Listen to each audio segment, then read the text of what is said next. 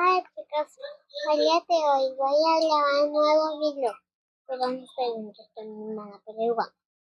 Vamos a grabar este nuevo. Naka, cuma usted tenemos kita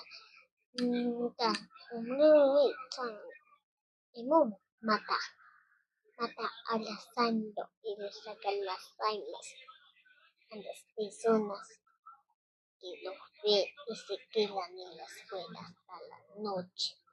Mata a las personas, bien, tiene una mamá, un nombre, ella es la mía,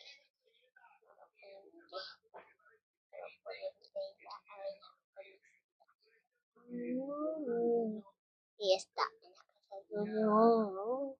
Yunsa, Hachino, Hachina, Yumiwan, Suni, Wenko, Yampusin, Yanko, Lucensin, Wenko,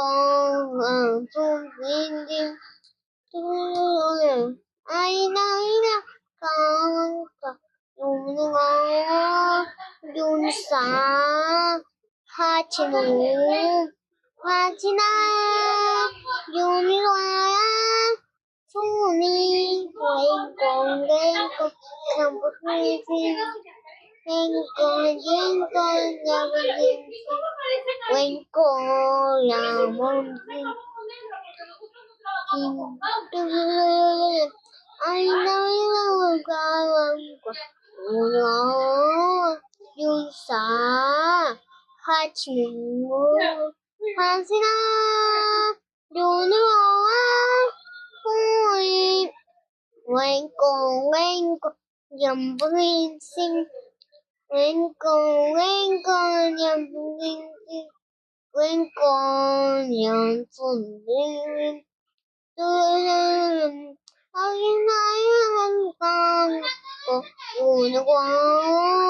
Yunsa, Hachinu, Hasna, Yuniwa, Suni, Wenko, Yampusin, Wenko, Yampusin, Wenko, Yampusin.